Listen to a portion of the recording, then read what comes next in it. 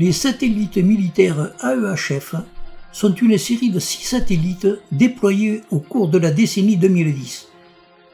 Ils servent à relayer les communications sécurisées des forces armées des États-Unis pour répondre à la fois à des besoins tactiques et stratégiques durant des conflits, y compris en cas de guerre nucléaire. Mise en orbite héliosynchrone à 451 km d'altitude d'un satellite militaire, il s'agirait d'un satellite inspecteur placé sur le même plan orbital que le satellite lui-même. ICESat est une mission spatiale du programme d'observation de la Terre de la NASA. Module de surveillance consacré aux exoplanètes. CloudSat est un satellite d'observation de la Terre qui utilise un radar météorologique pour mesurer la hauteur et les caractéristiques des nuages. Constellation est un réseau spatial qui comprend environ 90 satellites. Cette composante spatiale optique, c'est son nom, est une série de satellites de reconnaissance faisant partie du programme d'armement français. Spacebus Neo est une gamme de satellites de télécommunications géostationnaires dont un est totalement électrique.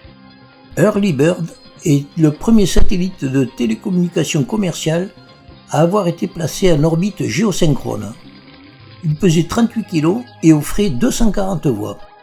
ITERA est un module qui permet la transmission de données, d'audio et de vidéo pour des applications éloignées et difficiles.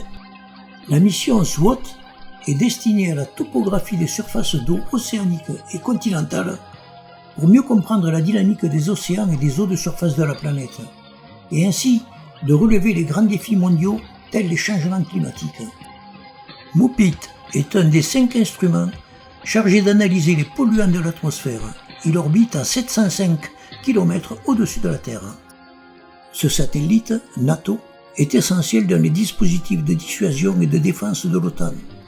Il y exerce toute une série d'activités, du recueil du renseignement à la navigation, en passant par le suivi des forces dans le monde entier et la détection des tirs de missiles. Ce module est destiné à la tête de série des Spacebus Neo et a été réalisé à Toulouse. Le satellite ESMOS est le premier satellite capable à la fois de cartographier la salinité de surface des océans et de surveiller l'humidité des sols à l'échelle de la planète, et d'aider ainsi à mieux comprendre le cycle hydrologique de la Terre. Spacecom est une flotte de 4 satellites de communication qui desservent l'Europe, l'Afrique, le Moyen-Orient et l'Asie. Sputnik 1 fut le premier satellite artificiel de la Terre. Il fut lancé le 4 octobre 1957 par la Russie. Le satellite Syracuse est le premier satellite militaire à propulsion électrique en Europe. Ce mode de propulsion innovant, basé sur des moteurs électriques à plasma, est issu d'un savoir-faire français et représente une avancée technologique majeure pour l'industrie spatiale. Telstar 1, lancé en 1962, a marqué un tournant dans l'histoire des communications par satellite.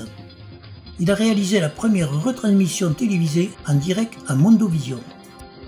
Ce satellite, développé par la société Thales, doit contribuer au développement des infrastructures numériques d'Indonésie.